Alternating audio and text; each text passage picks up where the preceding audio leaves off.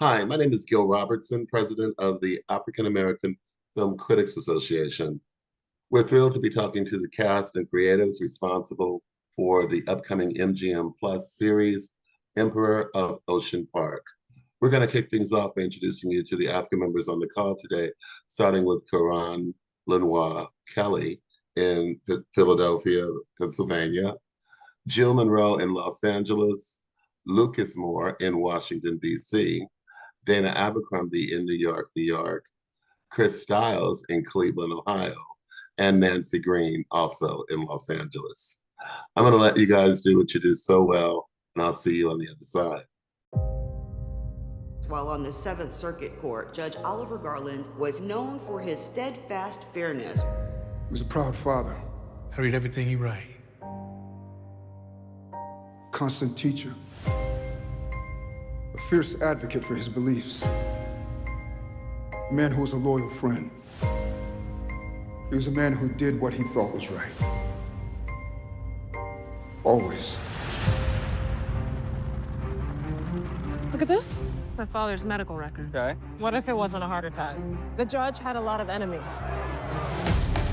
When's the last time you had in-person contact with Jack Ziegler?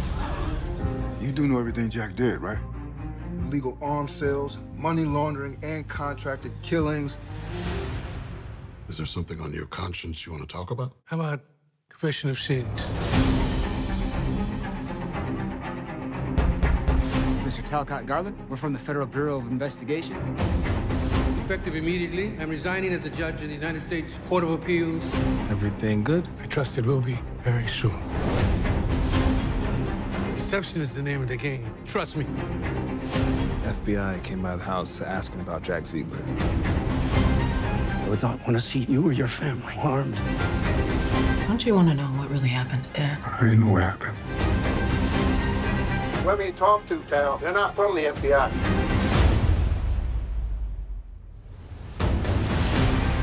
I wanted to protect you. There's a BMW that's been tailing us. Floor it! Dad knew that he was in trouble. What are you gonna do? I've already done it.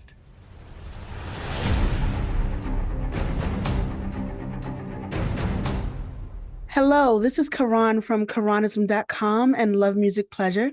It's a pleasure to meet you guys, and I want you to know that I really enjoyed this series for so many reasons. Not only was there the legendary Forrest Whitaker, who I will follow everywhere he goes, but also there was a phrase that stuck in my head that I heard a few times throughout the series, and I want to really know what it means to each of you. And the phrase was, the black one is pretty distinctive. It's got white marble streaks. What does that mean to you? Well, I can start. I think I originated that line. It plays in two different ways. The first is really just a practical way. We wanted to make the pawns distinctive so that when Tal was describing it, and then when it showed up later, that it would be easily recognizable. But of course, there is the sort of allegory and metaphor that exists with that description. This is we talk a lot in Black culture about dual consciousness. It would be ridiculous for us to deny that presence in this show. There's a lot about, sort of the duality of being Black in America. And I think that totally exists in this series. So, when we think about the judge moving through this world, not only as a conservative, as a jurist, but also as a Black man trying to raise a Black family and very conscious of that dynamic, I think that the idea of a Black pawn with a white streak in it speaks to that. Well, I'll go second, I guess, as the character that says the line. I guess I never thought about it as an allegory. Here I was just focused on the pawn and trying to describe it to Addison and what's missing. But the further I think about it, I definitely peep what you're saying about it being about the Black duality, especially for this family and especially for Tal, who I think out of all the family members that we see in this show, has kind of always tried to gravitate or use his identity in a way of like, hey man, I'm a listen to all the rap music I can. Like I know I'm going to this school with such and such and such and so, but I'm actually gonna try and like be the kid that is earning and learning what it means to be like not the upper crust, upper like class, wealthy member of the society, and trying to be this, but also like educating himself on what everyone else is going through in our community. So I don't necessarily think I ever thought about it that way as the black pawn that's distinctive with white marble streaks, but I definitely hear what you're saying. Geologically speaking, if you visit a quarry, no. I was about to say that would be great. No, I would echo what Grantham said. I honestly never thought about it. Metaphorically, I don't say the line. I don't even know if I knew that was the exact description of the line. let me add just and I think and just broaden it out the chess side of things.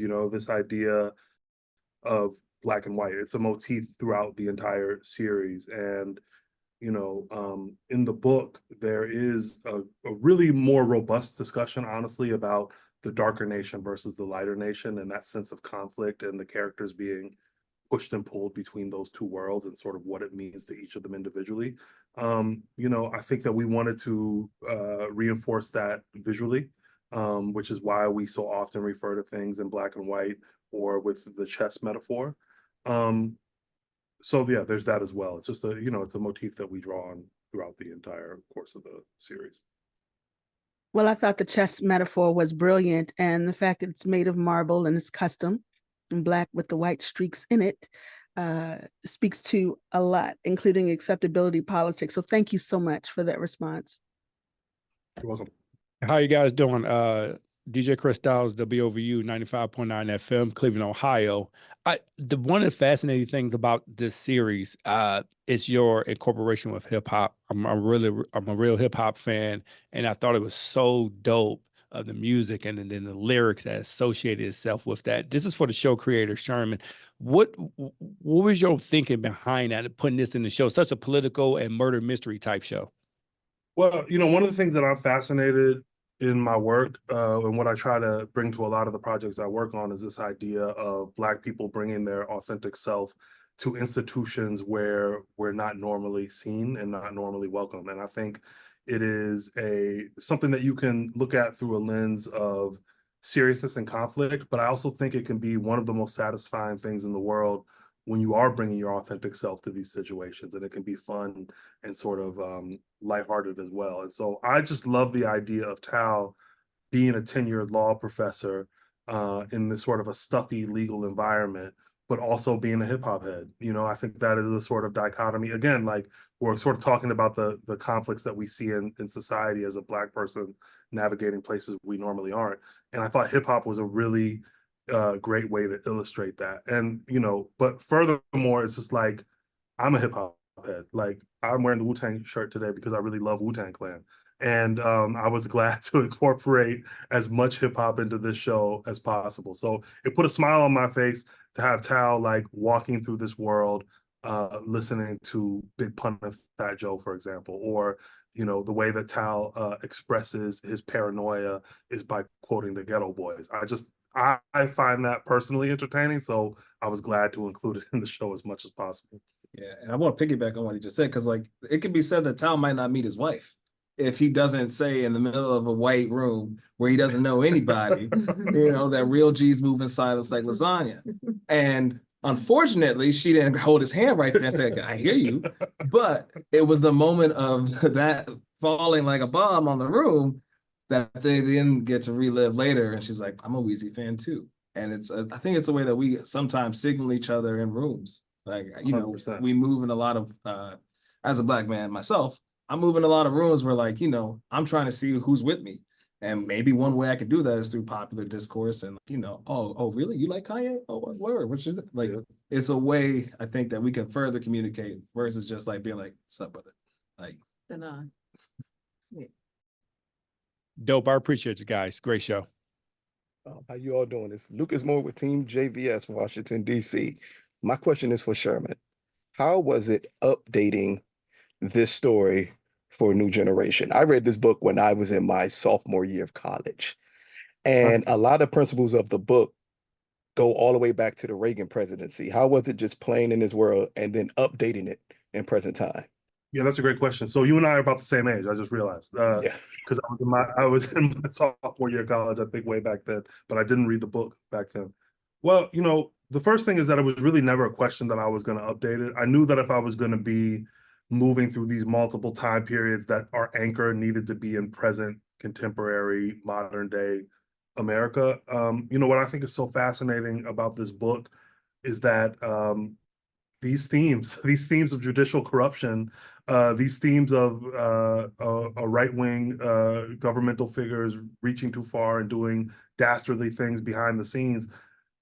If you look at the headlines right now, it has not changed much. So as much as that was very much of sort of the neocon Bush era politics, and some of the faces have changed and maybe things have gotten a little more intense and the conflict has grown since then. A lot of those themes still fit right into, if you Google headlines about the Supreme Court, you're going to get a lot of those same themes today. So in a way, it was challenging to update just to make it modern and contemporary. But in other ways, these are like universal, timeless American issues that we're tackling. Jill Monroe, RSVP with Jill Monroe.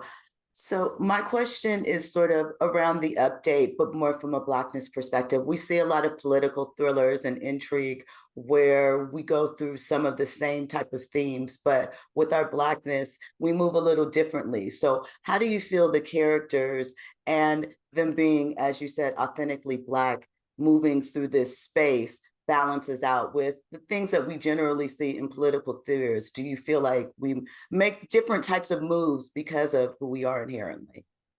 Oh, I mean, I think that they can't escape as much as they might try or feel like, oh, if I assimilate well enough, if I go to this school, if I reach this height, if I'm on the Supreme Court, then maybe if I live in this neighborhood, right, then maybe myself or my family might be able to escape the trappings of white supremacy, but it is, ever insidious. I think that, you're always going to have to be sort of unlearning and maneuvering around it, because that is the culture that we have been birthed into. It is like to have to be sort of tasked with consciously unlearning, unburdening ourselves of that. Yeah, I think to echo that, as parents in this show, Tal and Mariah both deal with their kids in certain ways of like, oh, well, what world do I want for you? Like, Mariah has a really nice story point that I think where you go to the school and, you stand up for your kids in a way that like, other parents might not do because they might not understand where we're coming from with that. And that was ripped from, I mean, honestly, my like, I can say that direct line was my mother.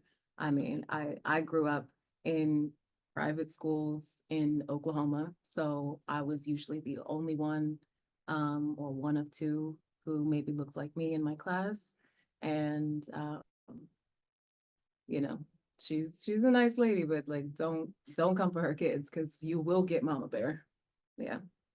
And she will set it straight. And there was a situation actually that not with me, but with one of my siblings that was like direct inspiration for that scene. I think that's a really fascinating question, and I love what these guys said about it. I like to think that Mariah is really interesting. I have something to say about Tal as well, but Mariah is really interesting because I won't put this person on blast, but on set when we were making this show, somebody said like, man, nobody's gonna like Black, you got a Black Republican, nobody's gonna like this character, right? And then after watching Tiffany's masterful performance for a few takes, they go, oh, she's like bringing a lot of Blackness to this character in a way that makes me understand how she's moving a little bit more. And I think that that interaction at the school in episode 1 is a perfect example, because Mariah is standing up for her kids, but I don't for one second feel like I'm watching a Karen. I don't feel like I'm watching somebody just complaining and asking for the manager. I feel like I'm watching a Black woman stand up for her kids. And so I think that the way that she moves through this world is with that sort of earnestness and that sort of passion that we might not always see from other cultures.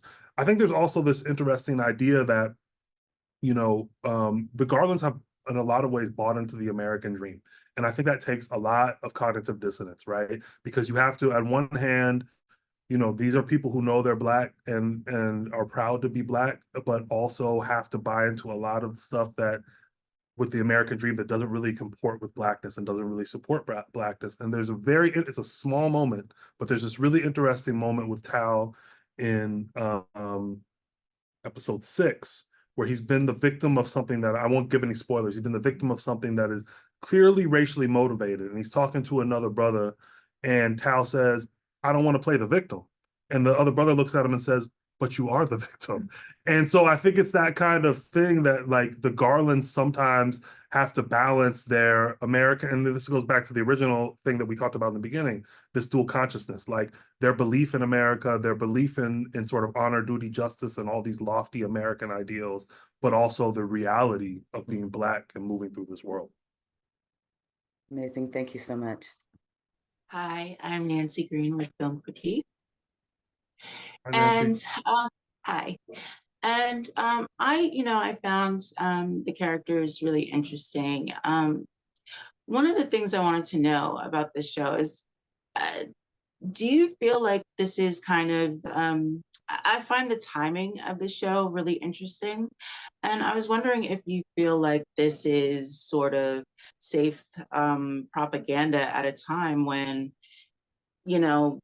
we're kind of seeing a lot of people like Candace Owens, which Tiffany's character is kind of like her. We're seeing a lot of attacks on Black people from the far right conservatives, and we're in a very dangerous kind of time in terms of our election coming up. And so I just kind of wanted to know, like, do you feel like the timing of this show is the best, or, is this something that you feel like people need to see, like, regardless, because there are people that kind of have these beliefs that are Black, and that's, kind of the world we live in? Yeah, I can start, and then I'll let Grantham and Tiffany jump in.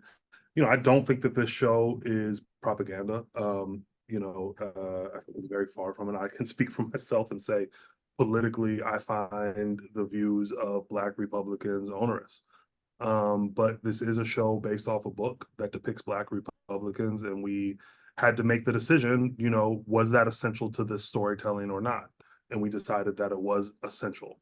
And with that said, I have a duty as the writer and creator to really rely on good storytelling. And good storytelling, requires some sort of connection to the characters that we're depicting. That doesn't mean that they're all good. That doesn't mean that they're all bad. Depiction does not mean that you condone that behavior. It just means that you're depicting it.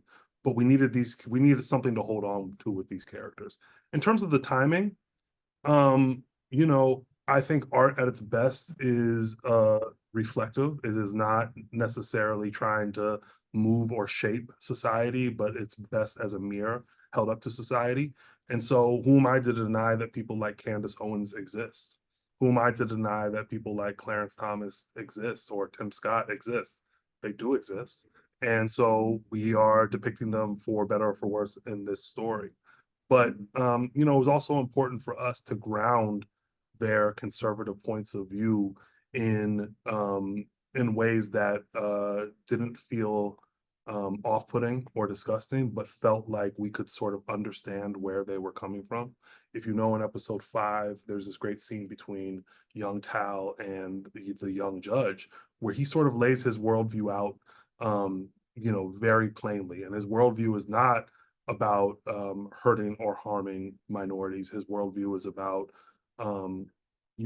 lifting oneself up and really striving for greatness. Now, I personally believe that he's misapplied that very valid point of view and turned it into a Republican point of view. But again, it was our duty to depict these characters and tell this story. So I really don't think it's propaganda, but I hear what you're saying. In terms of timing, I would have loved for this show to be out a couple of years ago, right? But we had a pandemic and we had a strike that set us back a number of months. So I think the timing that it is occurring during an election cycle is purely coincidental.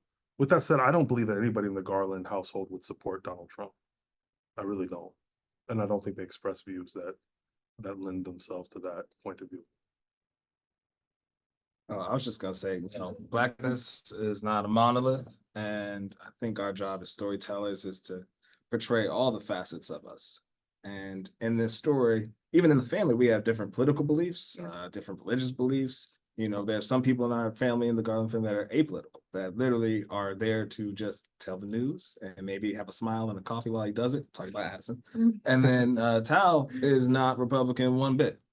But growing up in a household where the values you have to respect, the same way that you might go to church but not believe everything that the pastor says, I think Tal would definitely think that about his father and his father's judgments. Like, hey, I have to respect him because he's my dad, but like, I'm not sure how I feel about him. And I damn well know that I'm not a Republican. And that's, I think, how he finds Kimmer. And he finds his other social standings with his other friends within this institutionalized Ivy League world of academia. But yeah, I think as far as propaganda goes, like, I think there's no better time for this show than right now. Like you said, you can Google Judge headline and you'll see somebody who might look like somebody on our show. And you'll see how this story was written 20 years ago, but it's still relevant today.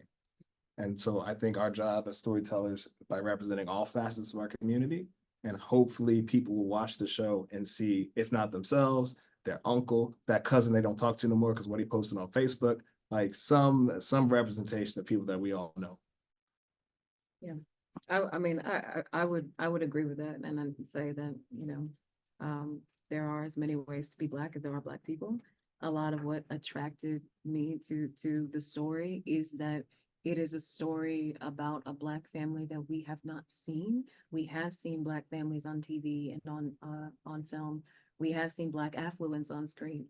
I have not seen a Black family that is affluent, that is unapologetically as strong as the Garlands are in holding their convictions, whether or not someone agrees with them.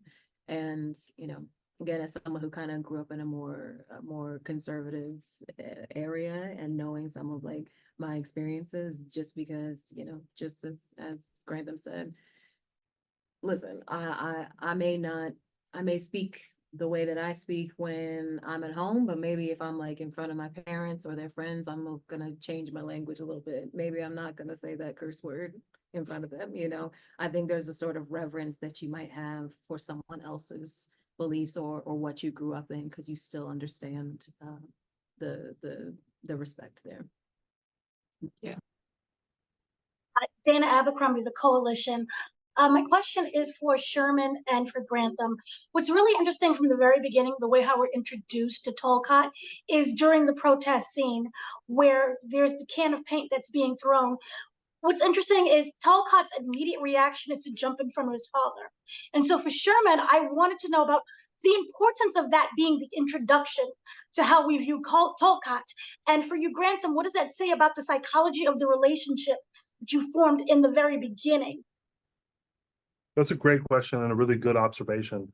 Talcott is known amongst his siblings and his family as the one who is the most dutiful and the one who is the most likely to do something just like that, jump up and defend his father. I think a lot of the journey, especially for Mariah and Tal, is learning how I'm trying not to spoil it, but learning how their father related to these principles that he spent so much time talking about. And I think where we find Tal in the very beginning of the show is in a place where he has accepted his dad's pontification about these principles without question. And that, you know, jumping in front of the metaphorical gun for his dad is about the fact that he believes that his dad believes these things as much as he says he does, and that it's important for him to protect this man. You know, I don't think it spoils it too much to say that as we go on, it becomes a lot more complicated than that. Yeah, I completely agree. I think of that moment as not only a son's duty to their father, protecting them in this, but like also Tal would do that for any member of his family, regardless of the amount of flack and jokes they might crack about him and how much they belittle him, give him advice about stuff he never asked them to talk to him about, and all the things that might annoy you with family. I think Tal, if he can see something and try and do what he thinks it's right, then he'll act on it. He'll do it. And as we go with him along the journey, and we see like, oh, and we learn, and then I think you actually have a line about it, about like, well, how well do we really know our parents? Mhm.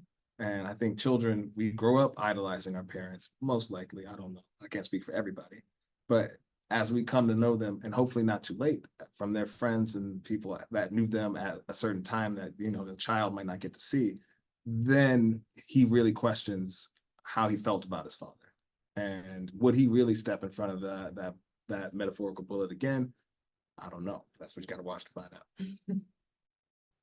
Karan again with Karanism.com and Love Music Pleasure. And I'm curious about your thoughts on this.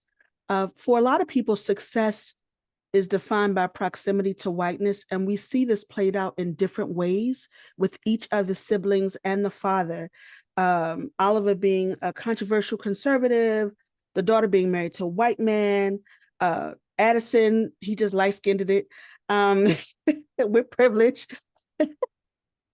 And Talcott being the consummate code switcher. Have you ever defined success by proximity to whiteness, or how do you define success? I think that our culture, our world defines success, beauty, intelligence by proximity to whiteness.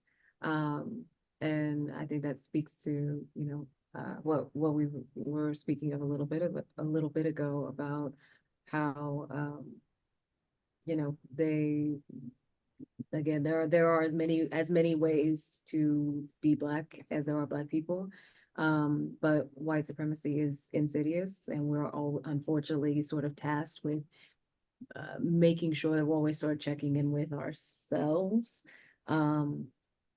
Then that is not how we are defining success, beauty, intelligence.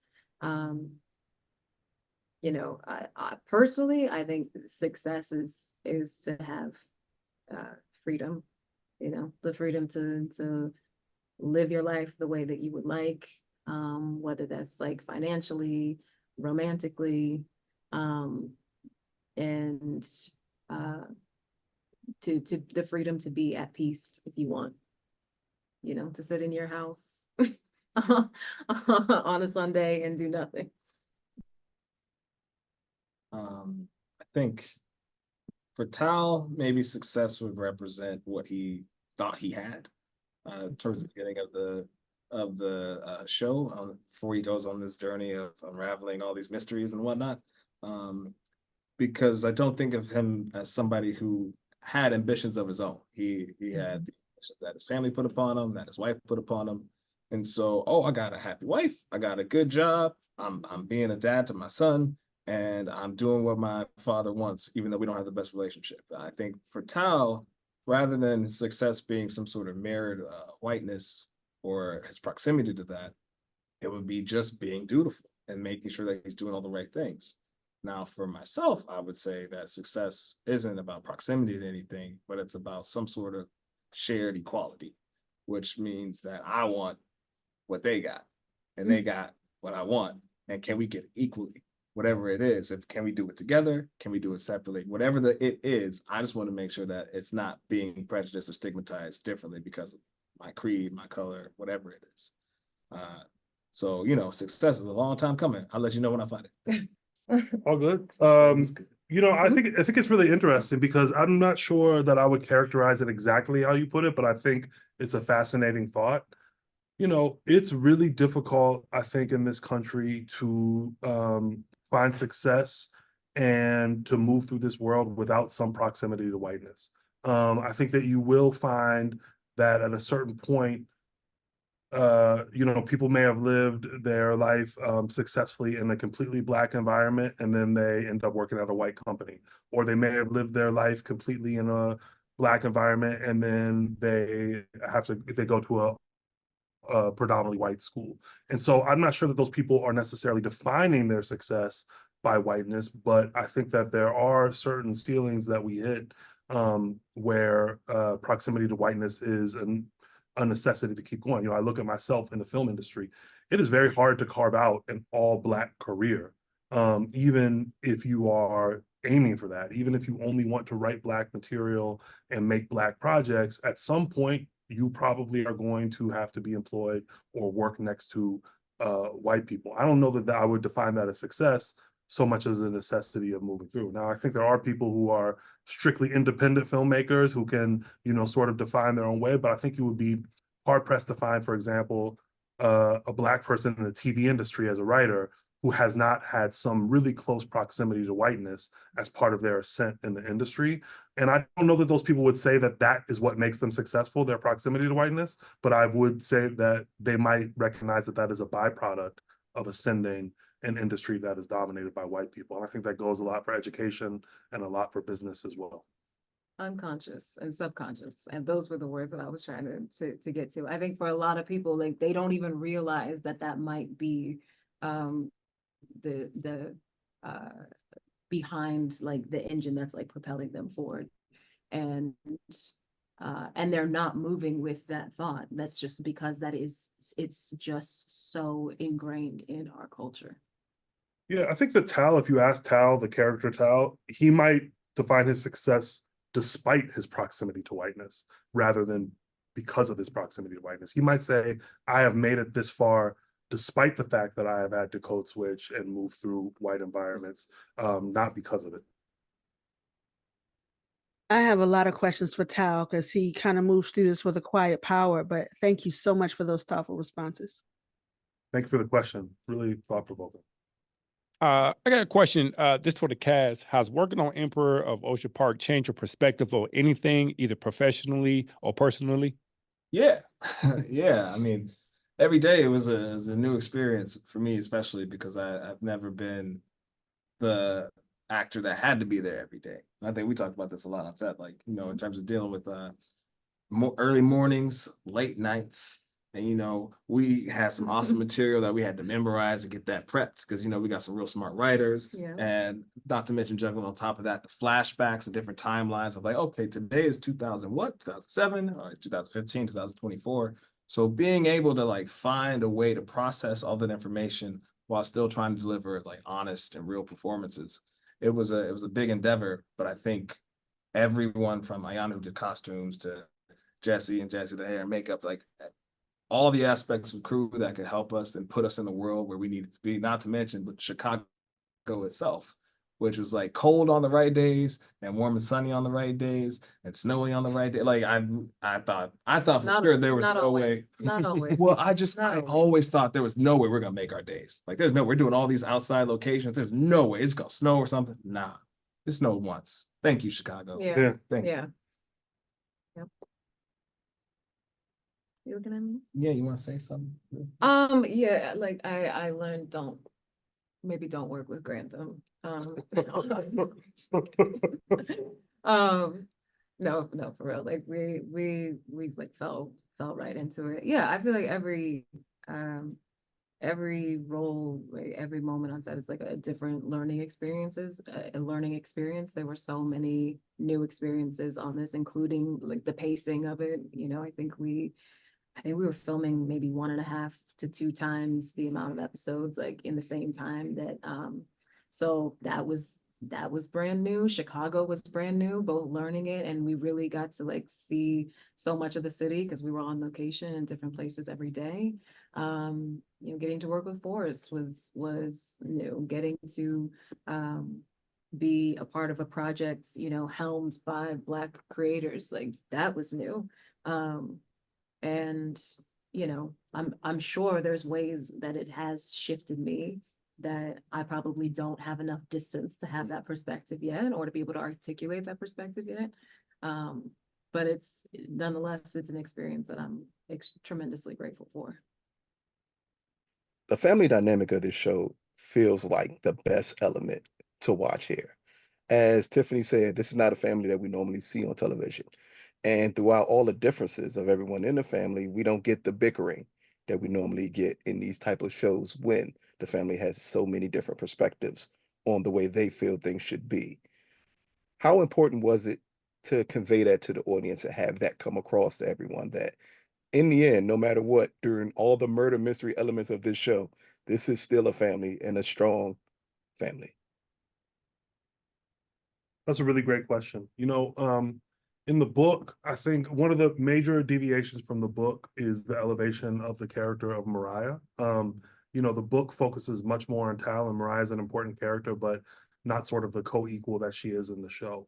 And I think once we made that decision to sort of make it a two-hander between Tal and Mariah and working on this mystery together and putting Addison in the mix, it was really important to me that the sibling dynamic was authentic all the way through. I grew up with two older brothers and a little sister, and the jokes are plentiful and cracking on each other is plentiful, but also the love is really palpable in those situations. And I wanted that to feel very, very authentic. And we really did try to cast people who looked like they could be siblings as well, and to try to build a family that felt authentic and, both in their behavior towards each other, but also in the way that everybody looks on screen. It was really important to us. I mean, you killed the behavior. Yeah, we've felt like siblings. Like, I can't stand her. And no, I love my real sister.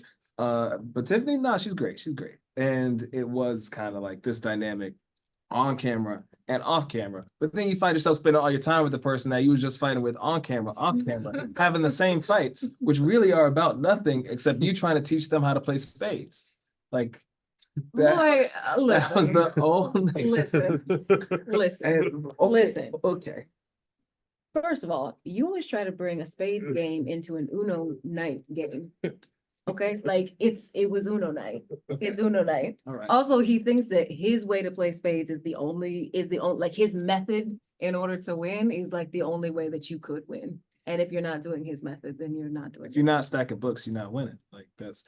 But anyways, working with Tiffany and Henry and Forrest and Aura, like having all these scenes where we're 27 and then 33 and 43 and like journeying with the family through someone's entire life and having the scenes where, okay, mom's not there anymore. And what does that level of grief have when our other sibling possibly isn't there anymore? And being able to go through that with Forrest Whitaker sitting across from you. He made the job a lot easier. Hi, Jill again. This question is for Sherman. And speaking of updates, what are some additional updates that you wanted to bring to the story that maybe weren't in the book, outside of your expansion of Mariah, things that you felt would make it greater for this current time? Yeah, I mean, I think that going back to sort of the propaganda discussion that we were having earlier, it was sort of unclear in the book the political ideology of some of the Garland family. You sort of get the impression that they're all conservative. I really wasn't interested in writing that story. And I also felt that in particularly a post-Obama world, that just didn't seem real. It just did not seem true to course to me that the entire family would be on the conservative end of the political spectrum. So updating Tal and clarifying where he was, updating Addison, clarifying where he was politically, and also Abby, who was also always liberal in the book, really honing in on those politics, because I think that while that might have felt, more realistic in 2002 in the post-Reagan era and the neocon Bush era, it didn't really feel real to me in the Trump era and the post-Obama era. So that was a big choice that we made to really clarify that and hammer it home. That's just one of the many things we did. Also, I mean, this is a very small thing that might seem trite, but like mysteries are different in the age of modern technology. Things exist very differently, and I don't want to be reductive, but things exist very differently when you have a smartphone in your pocket. The mystery unfolds slightly differently. You know, when you are tech savvy and, you know, people didn't have the same relationship to Google necessarily in 2002 as they do today. So when you're working on a mystery where research is important and figuring stuff out is important, little plot points have to change because 2002 is a very different era technologically than what 2024 is.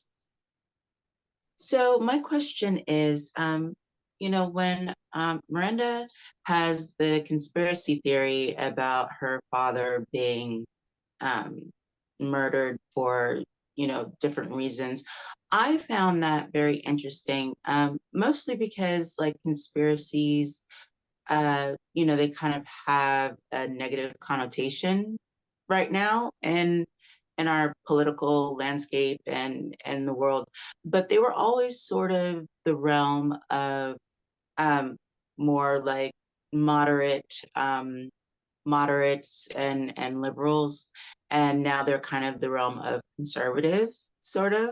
And so I wanted to know if you could talk a bit about that aspect of the show, and also if you could share maybe some of your favorite conspiracies that you either believe or that have been revealed to be true.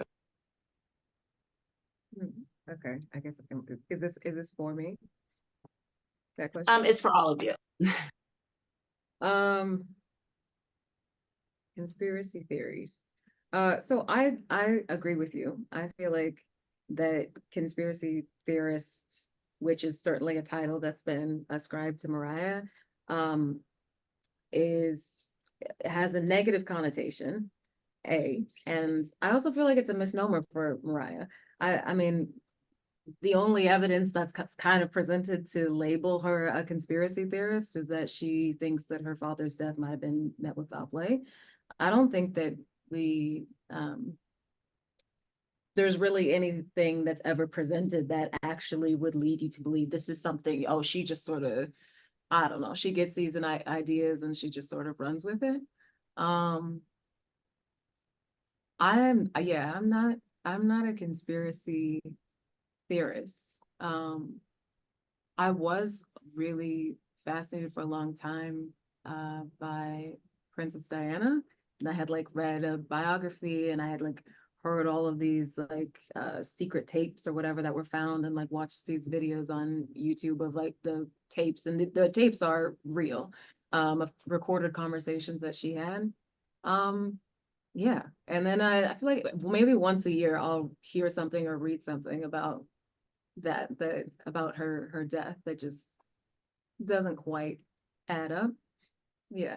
To a lot of your arguments, and if you did your own research, No. Well, then you're not a conspiracy theorist. No, I'm not a conspiracy theorist. I'm just sharing. He asked for a conspiracy. Yeah, give her a break. That's maybe the only one I got. You started to sound like one during that answer. He's going to the Princess Diana hole, so I was like, okay. But if you, well, I'll share with you later. Oh, okay. I'll share my research with you later.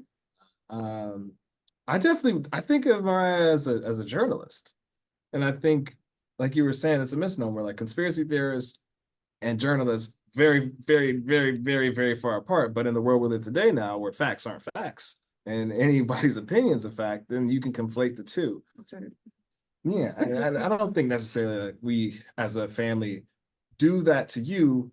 It only seems like a conspiracy to Tal and maybe Addison because it seems outlandish. Like, yeah, he's an old man. He didn't have the best health. He just had a heart attack. Like, but as we go along through the story and there is some evidence to be like, okay, maybe something was up.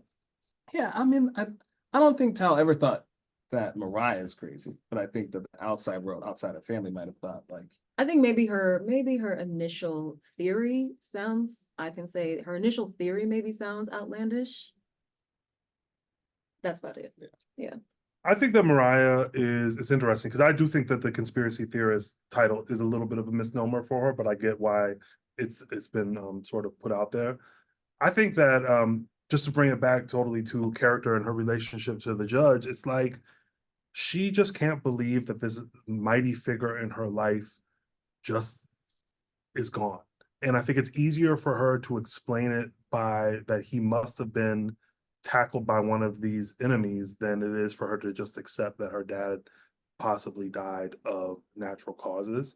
I think it also has to do a lot with, the Republican point of view.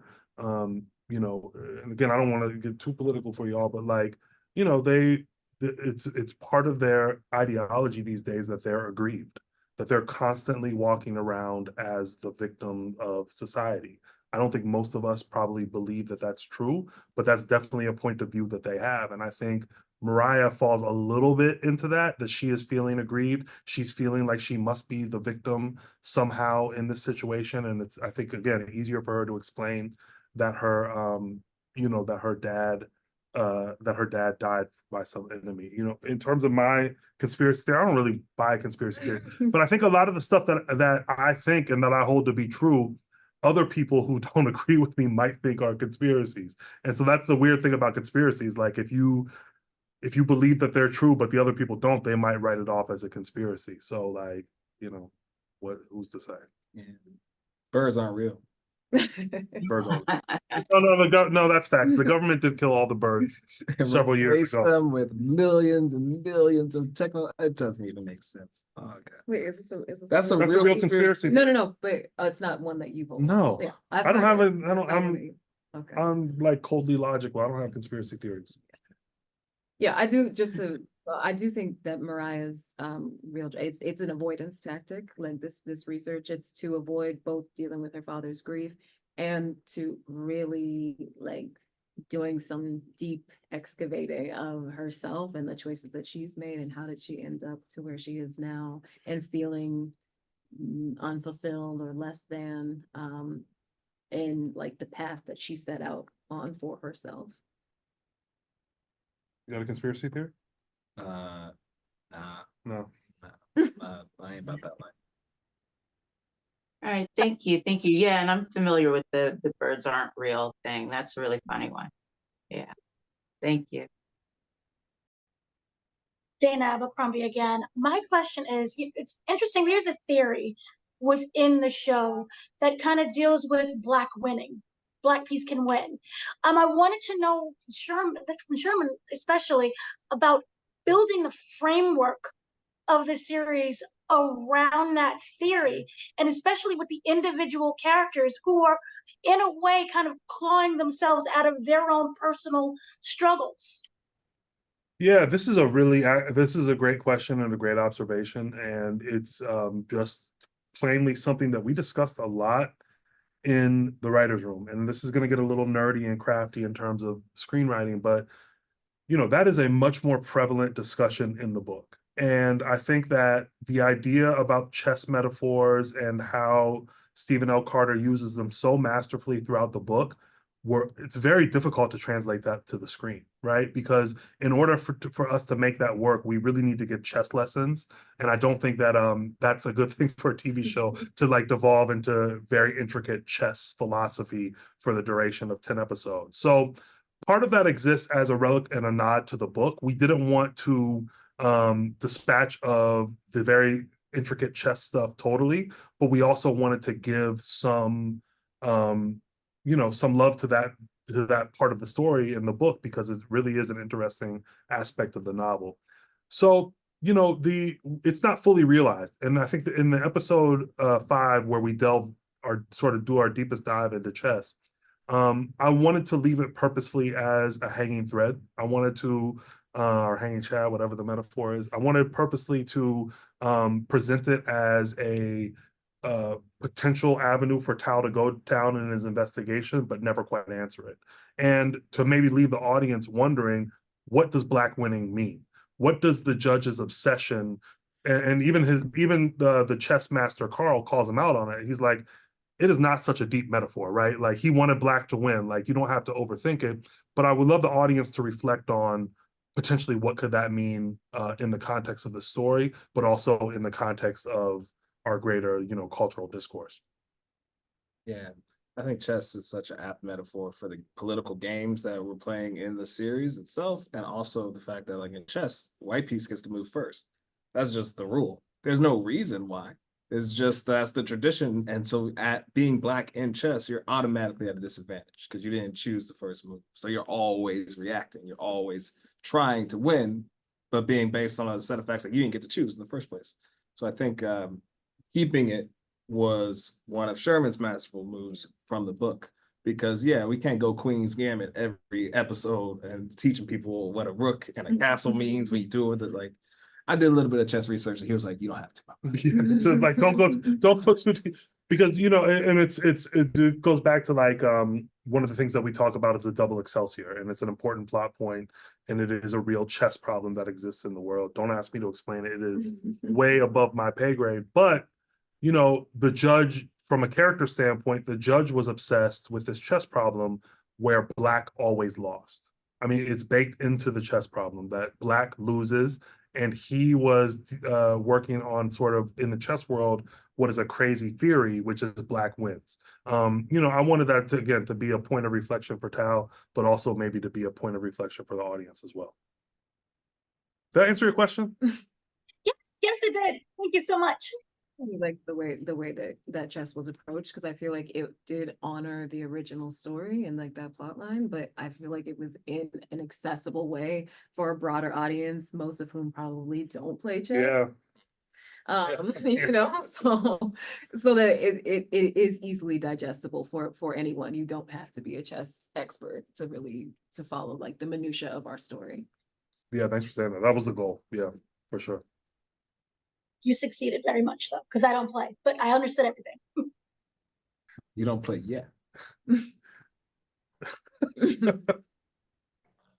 I'm curious about the chemistry between you guys as siblings. It seems so authentic. And somebody said you weren't bickering, but I think your bickering had a special flavor. Can you speak about the chemistry on set between you siblings? Well, first, yeah, I mean, it's this all day long, and then some.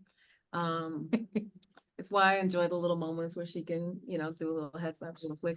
No, but we met actually last spring when I was like going through the audition process, and Grantham was already attached to the project, and I went in for a chemistry read, and he was buttoned up, containing himself for whatever that was, 15 minutes, 20 minutes, professional. And I was really nervous actually, like leading up, because we had quite like a gulf of time between me like getting the role and when we started filming. And I've never had to create chemistry from like a familial perspective, only like romantic chemistry. And I was like, I have two brothers, and I'm like, but sibling relationships are, they are real, they are deep, they are specific, they are historic.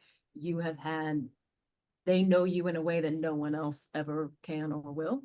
And I was like, I don't know how we're going to be able to create that level of history, that level of whatever, and somehow like condense it into like a believable story. And then we met again when it was right before we started shooting, and we had a cast dinner. And that was the night I went, oh, okay, we'll be fine, we'll be fine. And actually, I've told Grantham many times, like Grantham, not Tal, has some qualities of my older brother who they're gonna meet tonight for the first time. So. Hey. Yeah. No, because I've heard it from you and Damien separately, so I was gonna be like, yeah. I mean, like I would come on to set sometimes or walk to cast holding where they were, and I'll be like, why is Grantham being so annoying to Tiffany? I'm like, is he method acting? Like, is this, I'm just like confused about, like, he is just relentless picking on Tiffany, and Tiffany, of course, stands up for herself. So it was like, it really was that dynamic on and off the camera. And I sometimes didn't know if you guys had made the agreement to like stay in character or. No, I had times where I almost questioned, I'm like, is he like, does he try to almost like push it to the limit? And then like times where we would hang out outside, because we hung out, yeah, I feel like every weekend. And I would find myself like with my real brothers, I have no hesitation to be like, and ahead of time, Oh, wait a minute, sorry, you're not my real brother. I can't. I just want to say, as much as I was supposed to be the annoying one, she's knocking on trailer doors and running away. So I'm opening up like, I know you didn't just say, wait a minute. I would need you to know that this man started, and you actually came in one time to my trailer when it was happening. Grantham's on the other side because we're on a double banger, so we're sharing half a trailer. And he's jumping up and down in the trailer. I did like, witness that, yeah. On the daily, jumping up and down. That's only because you said, "What are you doing, jumping up and down?" And I was like, "No, I was just walking." But now I'm gonna start jumping up and down. But it was like this. Also, Henry plays Addison. I mean, he's such a real life older brother. Yeah. Like yeah. I think it was probably the second week where we would just be like, "Shoot." Dang. Like he has a very particular way of being in shock, and it's the best thing ever. So now we all do it over like minute things that you like. Yeah. Oh, I had a Coke today for lunch. Oh yeah. So it just kind of naturally evolved into this. Her annoying me and me being blamed for it, just like real siblings. Like, because the second one who does it gets caught. And so apparently I'm the one that's been annoying. It was her in the first place. It was beautiful to watch, but my favorite part in this whole series was when Mariah put Addison's girlfriend to work. I'm gonna leave that there. Classic. Yeah. Thank you. Thank you. She offered to help. She did. You guys, we love the show. We hope it goes on and on and on. It's dealing with such an important topic and issues in our community. So thank you, and know that you can count on us. On behalf of the world's largest group of Black film and TV critics, thank you for watching this edition of AAFCA Roundtables. Have a great day.